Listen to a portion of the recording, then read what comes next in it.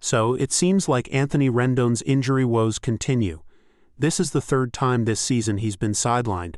It's a real shame considering the massive contract he signed with the Angels. Absolutely. It's a huge blow for the Angels. He was supposed to be a cornerstone of their team, but injuries have really derailed his time in Anaheim. It's hard to imagine what he could have accomplished if he'd stayed healthy. Well, it's definitely a story to keep an eye on. I'm curious to see how the Angels fare without Rendon and Joyce. Do you think they'll make any other moves to address their roster? It's definitely possible. They're going to need to find some way to replace the production they're losing. It'll be interesting to see what moves they make in the coming weeks. It's interesting that they're calling up Eric Wagaman. He was a Rule 5 draft pick from the Yankees organization. I wonder if he'll get a chance to make an impact. It's definitely a gamble for the Angels. Rule 5 picks are always a bit of a risk, but they're hoping he can provide some much-needed depth at the infield. It'll be interesting to see how he performs. And Ben Joyce is also on the injured list.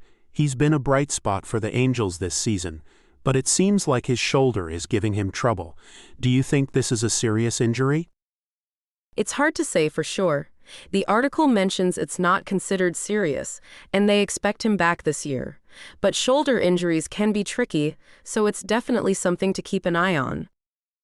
It's a tough situation for the Angels. They're already struggling to stay in the playoff race, and now they're losing two key players.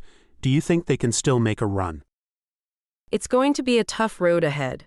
They're going to need some players to step up and fill the void left by Rendon and Joyce, but they've got a talented team, so it's not impossible. It's going to be a real test of their resilience. It's a shame that Rendon's career has been so plagued by injuries. He was such a dominant player in Washington.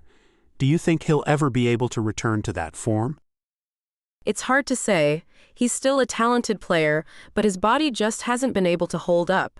It's a real shame because he was a force to be reckoned with in Washington. It's a reminder that even the best players can be derailed by injuries.